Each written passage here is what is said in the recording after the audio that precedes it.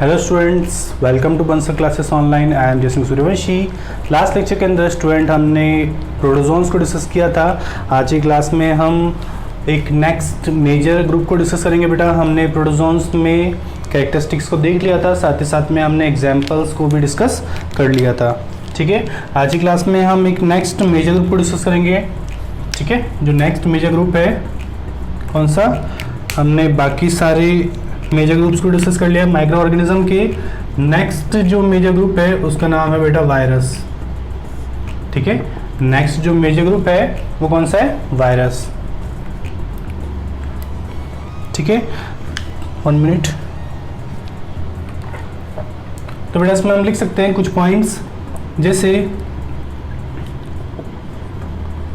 Virus are small particle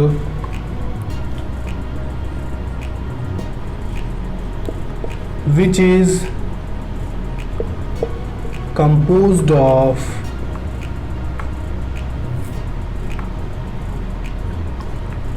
two types of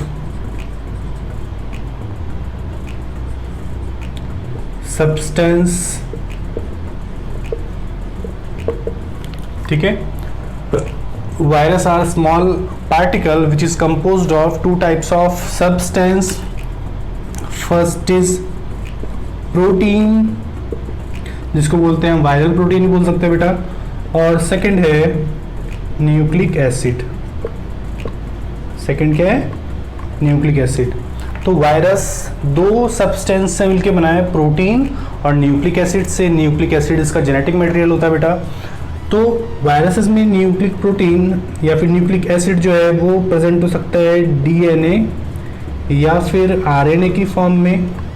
जो virus है उनमें डीएनए या आरएनए न्यूक्लिक एसिड प्रेजेंट होता है बेटा, जेनेटिक मटेरियल इसका। साथ ही साथ प्रोटीन की कोटिंग प्रेजेंट होती है, प्रोटीन कोट प्रेजेंट होता है। Study of viruses is called virology. ठीक है, जो वायरसेस की स्टडी उसे क्या बोलते हैं बेटा, हम उसे बोलते हैं वायरोलॉजी। ठीक है, वायरसेस की स्टडी करने को बोलते हैं हम वायरोलॉजी। हमने लास्ट क्लास में प्रोटोजोन्स को डिस्कस कर लिया था बेटा, सारे एग्जांपल्स हमने डिस्कस कर लिए थे प्रोटोजोन्स के मेन। और हम आज की क्लास में next major group of microorganism को डिस्कस कर रहे हैं, जो कि है वायरस। तो virus are small particle, it is composed of two types of substance। first protein और सेकंड है बेटा यहाँ पर nucleic acid. Nucleic acid genetic material होता है वायरस का बेटा, और ये किसी भी फॉर्म में हो सकता है, या तो डीएनए की फॉर्म में हो सकता है या फिर आरएनए की फॉर्म में प्रेजेंट हो सकता है।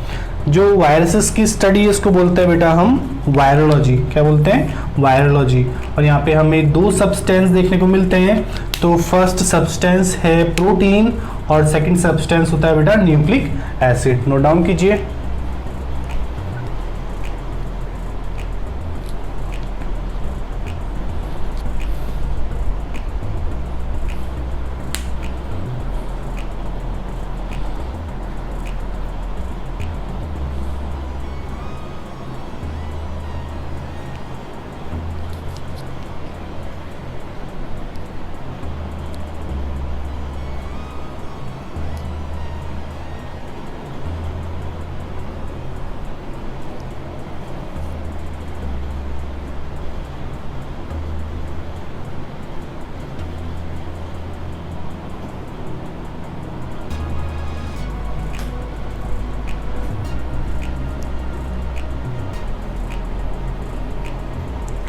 ठीक है बेटा, रफ कर रहा हूँ उसको। कुछ और पॉइंट डिस्कस करते हैं हम वायरसेस के।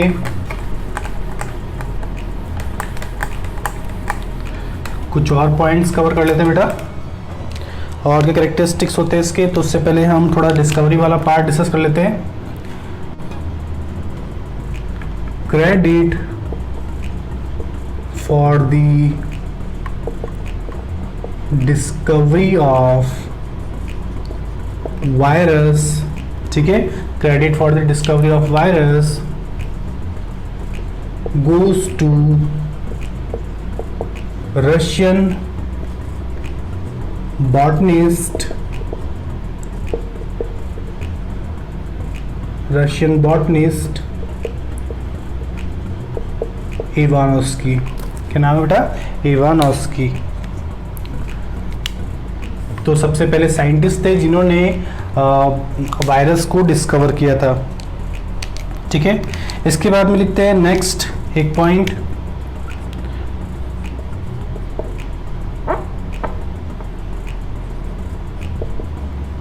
Bacteriophage.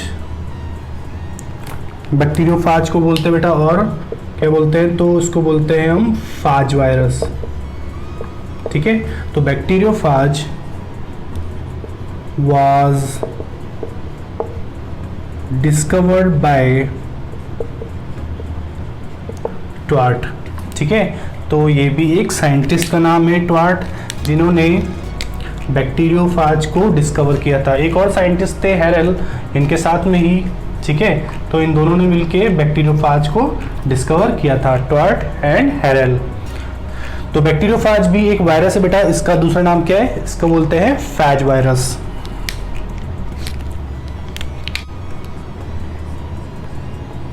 They cannot seen by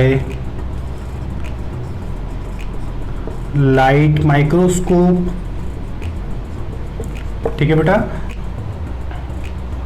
जो बेटा ये वायरसेस हैं, इन्हें बेटा हम बिना इलेक्ट्रॉन माइक्रोस्कोप के विजिबल नहीं कर सकते हैं। लाइट माइक्रोस्कोप के थ्रू इन्हें नहीं देखा जा सकता। इन्हें देखने के लिए हमें ज़्यादा मैग्नीफाइंग कैपेसिटी वाले माइक्रोस्कोप भी की जरूरत होती है। और कौन से माइक्रोस्कोपी का सबसे ज़्यादा मैग्नीफाइंग कैपेसिटी होती है? तो स्टार्टिंग में मैंने बताया था बेटा आपको कि इलेक्ट्रॉन माइक्रोस्कोपी की जो मैग्नीफाइंग कैपेसिटी होती है वो काफ़ी ज़्यादा होती है एक लाइट माइक्रोस्कोप या फिर सिंपल माइक्रोस्कोप से। ठीक है, तो वायरसेस को देखने के लिए हमें इलेक्ट्रॉन माइक्रोस्कोपी की रिक्वायरमेंट होती है, क्योंकि ये इसका स्ट्रक्चर जो होता है बेटा बहुत ही छोटा होता है, बहुत ही कम साइज के होते हैं ये। ठीक है, इनको भी नोट डाउन कर लीजिए, डिस्कवरी वाला पार्ट है।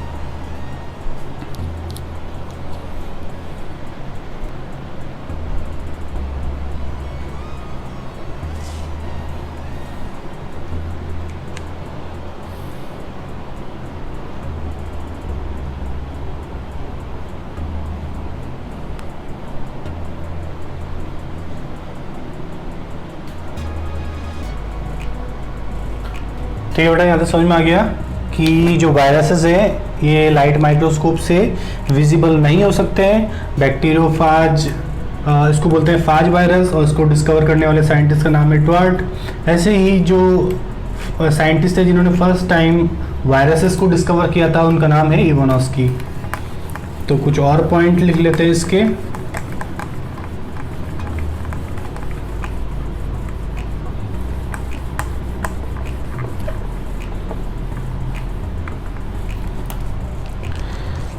ठीक है,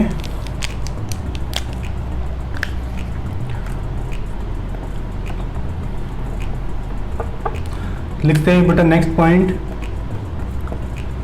electron microscopy. Electron microscopy is used to observe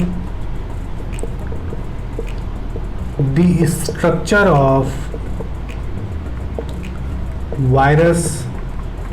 ठीक है बेटा, यहाँ पे इलेक्ट्रॉन माइक्रोस्कोपी यूज किया जाता है वायरसेस की स्ट्रक्चर को देखने के लिए। Viruses are smaller than any known cell. ठीक है, जो वायरस है वो काफी छोटे होते हैं बेटा, जो सबसे छोटी सेल्स है, ठीक है, उससे भी छोटे ये होते हैं वायरसेस। ठीक है, सबसे छोटी सेल कौन सी है? तो माइकोप्लाज्मा जेलीसेप्टम, जो कि एक बैक्टीरिया है, और उससे भी छोटी स्ट्रक्चर होती है इन वायरसेस की। They do not have cellular structure. ठीक है, they do not have any cellular structure like other micro organism. तो जैसे बाकी के माइक्रो ऑर्गेनिज्म के अंदर सेल प्रेजेंट होती है, इन वायरसेस की बॉडी के अंदर कोई सेल नहीं प्रेजेंट होती है, ठीक है। So they are non cellular entity, ठीक है। ये कैसी बेटा? नॉन सेलुलर एंटिटी है। इसके बाद लिखते हैं दे आर होस्ट डिपेंडेंट, ठीक है। कैसे होते हैं ये? होस्ट डिपेंडेंट होते हैं। तो इनको किसी भी लिविंग एक्टिविटीज को करने के लिए, जैसे जितने भी लाइफ प्रोसेस है रेस्पिरेशन, न्यूट्रिशन, ठीक है, या फिर एक्सक्रीशन, या फिर डिवाइड करना, अपनी प्रोटीन्स को सिंथेसाइज करना, कोई भी लाइफ प्रोसेस ये बिना एक होस्ट के नहीं कर सकता है बेटा, ठीक है। तो electron microscopy is use to observe the structure of virus. तो वायरसेस की स्ट्रक्चर को देखने के लिए किस माइक्रोस्कोपी का यूज किया जाता है? तो यहाँ यूज किया जाता है इलेक्ट्रॉन माइक्रोस्कोपी का। किस माइक्रोस्कोपी का यूज किया था बेटा? इलेक्ट्रॉन माइक्रोस्कोपी का। वायरसेस जो होते हैं वो बाकी सेल्स की कंपैरिजन में कैसे होते हैं? काफी छोटे होते हैं, ठीक है। जो सबसे छोटी सेल्स है, जो सबसे छोटी सेल कौन सी बेटा? बैक्टीरियल सेल है, उससे भी छोटे होते हैं ये साइज में। They do not have any cellular structure, तो इनके पास में कोई सेलुलर स्ट्रक्चर प्रेजेंट नहीं होती है, ठीक है। तो ये कैसे है? ये है नॉन सेलुलर एंटिटी। क्या है ये? Non cellular entity. Non cellular entity का मतलब क्या है कि इनके अंदर सेल्स नहीं है, ये नॉन लिविंग थिंग्स की तरह है। They are host dependent. Host dependent का मतलब क्या होता है बेटा? कि ये एक लिविंग ऑर्गेनिज्म पे डिपेंड करते हैं अपनी एक्टिविटीज को या फिर अपनी लाइफ प्रोसेस को परफॉर्म करने के लिए, ठीक है। तो जितने भी, जैसे बेटा हम सांस लेते हैं, हम रेस्पिरेशन करते हैं, हम अपना न्यूट्रिशन करते हैं, हम एक्सक्रीशन करते हैं, हम अपनी बॉडी के अंदर प्रोटीन सिंथेसाइज करते हैं, तो ऐसा कुछ भी ये बिना होस्ट के नहीं कर सकते। इन्हें कुछ भी काम करने के लिए, कैसी भी लिविंग जैसी प्रॉपर्टी शो करने के लिए एक होस्ट की जरूरत होती है। तो viruses are connecting link between कौन कौन से? Living and non living. तो मैं एक पॉइंट और लिख सकता हूं, यहाँ पर लिख सकता हूँ बेटा, ऊपर वाला पार्ट दिखेगा आपको, वेट दिख जाएगा। तो बेटा यहाँ पर एक पॉइंट लिख रहा हूँ कि viruses are connecting link between living and non living. Viruses are connecting link between living and non living. तो वायरसेस के अंदर लिविंग की भी प्रॉपर्टीज होती है, साथ साथ ये नॉन लिविंग की भी प्रॉपर्टी शो करते हैं। लिविंग की प्रॉपर्टीज मतलब बेटा जैसे हमारे अंदर जितने भी लाइफ प्रोसेस होते हैं जिसकी वजह से हम जिंदा हैं, हमारी बॉडी के अंदर लाइफ मेंटेन है। लेकिन ये बेटा ये जो वायरसेस हैं इनके अंदर दोनों तरह की प्रॉपर्टी है, लिविंग की तरह भी और नॉन लिविंग की तरह भी। मतलब जब तक वायरसेस एनवायरनमेंट में प्रेजेंट होते हैं बेटा, जब तक इनको कोई होस्ट नहीं मिलता है, तब तक ये कैसी प्रॉपर्टी शो करते हैं? एक नॉन लिविंग थिंग की तरह। कैसी प्रॉपर्टी शो करते हैं बेटा?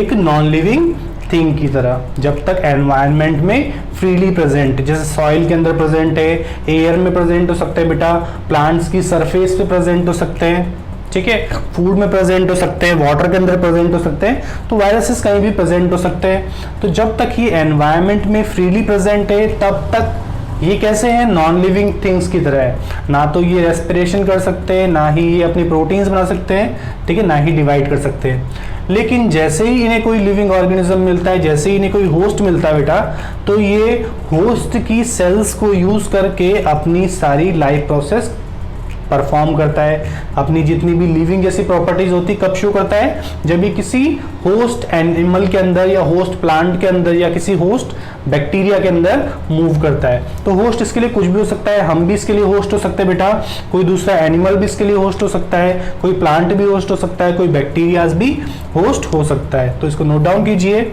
हमने देखा कि इलेक्ट्रॉन माइक्रोस्कोप से इसको देखा जा सकता है, क्योंकि लाइट माइक्रोस्कोप की इतनी ज्यादा मैग्नीफाइंग कैपेसिटी नहीं होती है। जो ये वायरसेस है काफी स्मॉल होते हैं, इन किसी भी एक जो आप सबसे स्मॉल सेल जानते हो बेटा, उससे भी ये छोटे पार्टिकल होते हैं। They do not have cellular structure like other micro organism, जैसे बाकी के हमने माइक्रो ऑर्गेनिज्म देखे बेटा। तो इन्हें 5 किंगडम में, कहीं भी हमने 5 किंगडम जब पढ़ा था तो हमने देखा था बेटा कि 5 किंगडम है, लेकिन वायरसेस का कोई भी स्पेसिफिक किंगडम नहीं है। ठीक है बेटा, वायरसेस का कोई भी स्पेसिफिक किंगडम नहीं है। ठीक है, तो मतलब 5 किंगडम क्लासिफिकेशन में इसको जगह क्यों नहीं मिली बेटा, क्योंकि इसके अंदर कोई सेल्स है ही नहीं। ठीक है, ना ही ये लिविंग है ना ही ये नॉन लिविंग है। ठीक है, दोनों की कनेक्टिंग लिंक है, क्योंकि दोनों की प्रॉपर्टीज प्रेजेंट है और साथ ही साथ इनके अंदर सेल्स ही नहीं है, तो इनको किस कैटेगरी के अंदर अरेंज किया जाए। ना तो इनको यूकैरियोट में रख सकते हैं, ना ही प्रोकैरियोट में रख सकते हैं, ना ही इन्हें यूनिसेलुलर में रख सकते हैं, ना ही इन्हें मल्टीसेलुलर में रखा जा सकता है। ठीक है, नोट डाउन कीजिए इनको।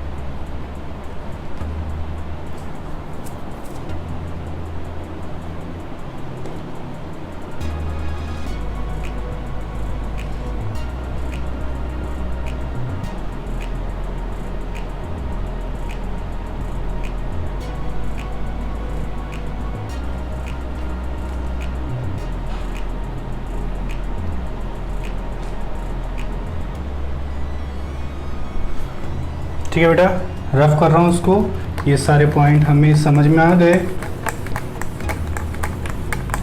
तो हमें ये समझ में आ गया बेटा कि जो वायरस है वो दोनों की प्रॉपर्टी शो करता है, एक लिविंग की प्रॉपर्टीज भी इसमें प्रेजेंट होती हैं और साथ ही साथ ये नॉन लिविंग जैसी प्रॉपर्टीज भी शो करता है। इसके बाद लिखेंगे बेटा हम, कभी कभी पूछ लेता है कि बैक्टीरियोफाज क्या होता है। ठीक है, तो लिखते हैं बेटा हम next point, virus infecting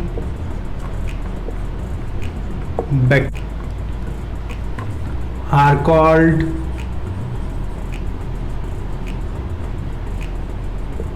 bacteriophage. ठीक है बेटा, जो वायरसेस बैक्टीरिया को इन्फेक्ट करते हैं उन्हें बोलते हैं हम बैक्टीरियोफाज। ठीक है, क्या बोलते हैं बेटा, बैक्टीरियोफाज। और बैक्टीरियोफाज का डायग्राम कुछ इस तरीके से आपको बुक के अंदर देखने को मिलेगा। ठीक है, बुक के अंदर तो मुश्किल ही मिले आपको।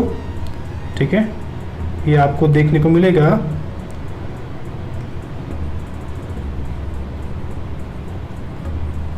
मॉड्यूल के एक्सरसाइज में बेटा इस टाइप का आपको डायग्राम एक देखने को मिल सकता है जो कि बैक्टीरियोफाज का है।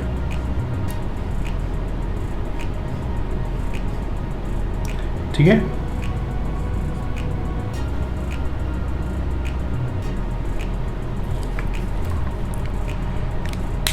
इस बैक्टीरियोफाज की डायग्राम में यहाँ पर आपको 3 पार्ट देखने को मिलेंगे। फर्स्ट पार्ट होता है इसका बेटा हेड पार्ट, ये जो पार्ट देखने को मिल रहा है ये है बेटा नेक पार्ट, और ये जो पार्ट देखने को मिल रहा है ये बेस वाला, ठीक है, इसे बोलते हैं हम टेल पार्ट। ठीक है, तो इसमें 3 पार्ट देखने को मिलते हैं बेटा। ये अंदर क्या प्रेजेंट होते हैं, ये इसका जेनेटिक मटेरियल है या फिर बोल सकते हैं इसका न्यूक्लिक एसिड है। और साथ ही साथ ये प्रोटीन की कोट देखने को मिलती है, प्रोटीन कोट, इसको बोलते हैं बेटा हम कैप्सिड। क्या बोलते हैं? कैप्सिड। तो ये बैक्टीरियोफाज का डायग्राम है। बैक्टीरियोफाज क्या है बेटा? वायरस इन्फेक्टिंग बैक्टीरिया और कॉल्ड बैक्टीरियोफाज।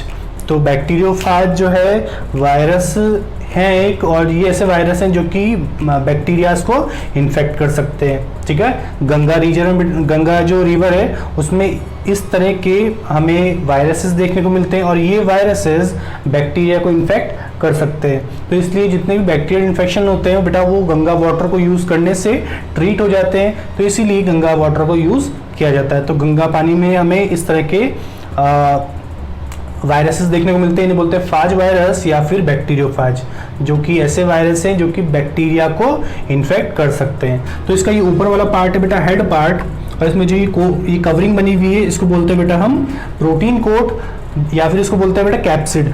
ठीक है, इसके अंदर न्यूक्लिक एसिड प्रेजेंट है, या तो ये डीएनए की फॉर्म में हो सकती है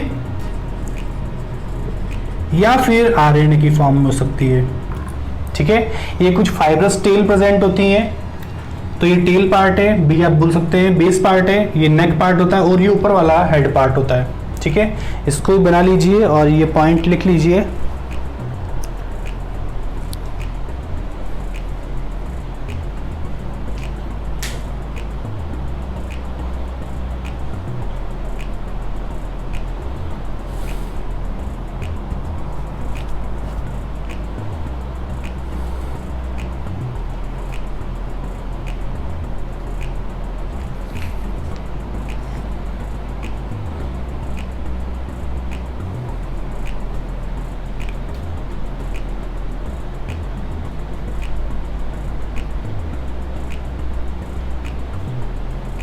ठीक है बेटा, कुछ और पॉइंट डिस्कस करते हैं हम वायरसेस के लिए।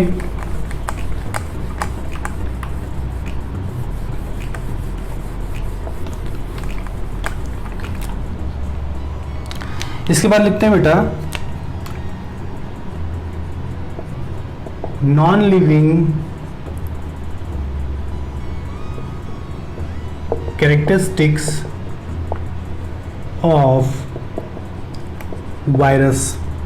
ठीक है, वायरसेस के नॉन लिविंग कैरेक्टरिस्टिक्स कौन कौन से हैं? तो बेटा इसमें फर्स्ट लिखते हैं they cannot grow and, ठीक है, they cannot grow and metabolize food. ठीक है, तो ये ग्रो नहीं कर सकते हैं, साथ ही साथ ये अपने फूड को मेटाबोलाइज भी नहीं कर सकते हैं। They can not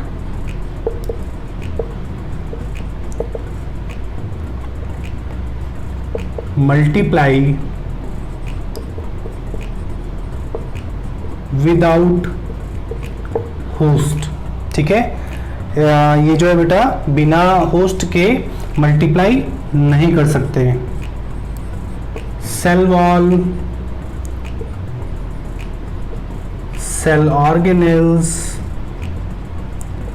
and cytoplasm are absent. ठीक है, तो ये जो है बेटा वायरसेस, इनकी हम नॉन लिविंग कैरेक्टरिस्टिक्स को डिस्कस कर रहे हैं कि कैसे कैरेक्टरिस्टिक्स है बेटा। तो they cannot grow and metabolize food. ठीक है, when present freely in environment they cannot multiply without host. तो जब तक इनको कोई होस्ट नहीं मिलता है तब तक ये मल्टीप्लाई नहीं कर सकते, डिवाइड नहीं कर सकते, अपने नंबर को इंक्रीज नहीं कर सकते। They cannot synthesize any proteins without host. Cell wall, cell organelles and cytoplasm are absent. ठीक है, तो यहाँ पे ना तो कोई सेल ऑर्गेनेल्स प्रेजेंट होता है, ना ही सेल वॉल प्रेजेंट होती है, ना ही कोई साइटोप्लाज्म यहाँ पर देखने को मिलता है। तो जब ये कुछ भी नहीं है बेटा तो मतलब ये क्या है, क्योंकि हम क्या बोलते हैं बेटा, सेल थियरी पढ़ते हैं हम, तो उसमें क्या बोलते हैं कि कोई भी लिविंग ऑर्गेनिज्म हो, जब तक उसके अंदर एक भी सेल प्रेजेंट नहीं है, मतलब मिनिमम एक सेल तो प्रेजेंट होनी ही चाहिए, तो मिनिमम लाइफ को मेंटेन करने के लिए एक सेल तो प्रेजेंट होनी ही चाहिए, और इन वायरसेस के अंदर कोई भी सेल्स नहीं है, तो इसलिए कैसे ये नॉन लिविंग एंटिटी है, ठीक है, नॉन सेलुलर एंटिटी है। तो इसको नोट डाउन कीजिए।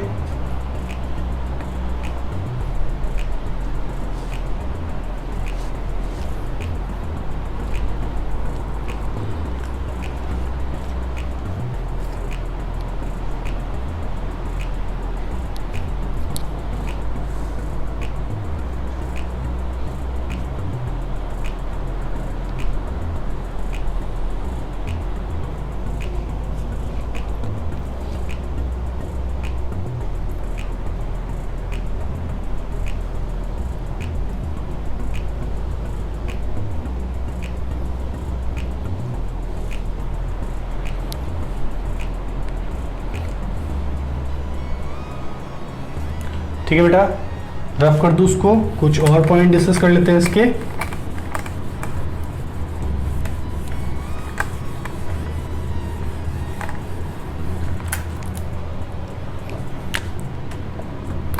ठीक है, दे कैन नॉट रेस्पायर, ठीक है बेटा, तो ये रेस्पिरेशन भी नहीं कर सकते हैं। They can be crystallized and stored for a long time period। ठीक है बेटा, they can be crystallised and stored for a long time period, तो इसको एक नॉन लिविंग पार्टिकल की तरह काफ़ी टाइम तक हम स्टोर करके रख सकते हैं क्रिस्टल की फॉर्म में। ठीक है, they require a host to perform every biological processes। ठीक है बेटा, तो ये जो है बिना होस्ट के रेस्पिरेशन भी नहीं कर सकते हैं बेटा, बिना होस्ट के ये ना तो ग्रो हो सकते हैं, ना ही ये रेस्पिरेशन कर सकते हैं, ना ही ये मेटाबोलाइज कर सकते हैं फूड को, जब तक एनवायरनमेंट फ्रीली प्रेजेंट है, जब तक इनको कोई होस्ट नहीं मिल रहा है। इनको क्रिस्टल की फॉर्म में हम स्टोर करके रख सकते हैं, काफ़ी ज़्यादा टाइम के लिए क्रिस्टलाइज कर सकते हैं इसको, और साथ ही साथ इनको होस्ट की रिक्वायरमेंट होती है कोई भी बायोलॉजिकल प्रोसेस को कंप्लीट करने के लिए। तो बेटा हमने वायरसेस क्या होते हैं ये डिस्कस किया, हमने बैक्टीरियोफाज क्या होते हैं ये भी डिस्कस किया, हमने कुछ डिस्कवरी वाला पार्ट देखा कि वायरसेस को डिस्कवर किसने किया और बैक्टीरियोफाज को डिस्कवर किसने किया। वायरसेस में हमने बैक्टीरियोफाज की स्ट्रक्चर को डिस्कस किया, और साथ ही साथ इनके नॉन लिविंग कैरेक्टरिस्टिक्स को भी हमने आज की क्लास में कवर किया। इसके आगे हम स्टार्ट करेंगे नेक्स्ट क्लास में, तब तक के लिए आप अच्छे से पॉइंट्स को समझिए, इनको अच्छे से आप अपने नोट्स में मेंशन कीजिए, जितने भी इंपॉर्टेंट पॉइंट्स है बेटा, ठीक है, उनको ध्यान रखिए। क्वेश्चंस करते रहिए, जितने मॉड्यूल में आपको ट्राई योरसेल्फ एक्सरसाइज में क्वेश्चन दिए उनको आप अपने एक बार आप प्रैक्टिस कीजिए। ठीक है, तो मिलते हैं बेटा नेक्स्ट क्लास में, तब तक के लिए take care and good luck.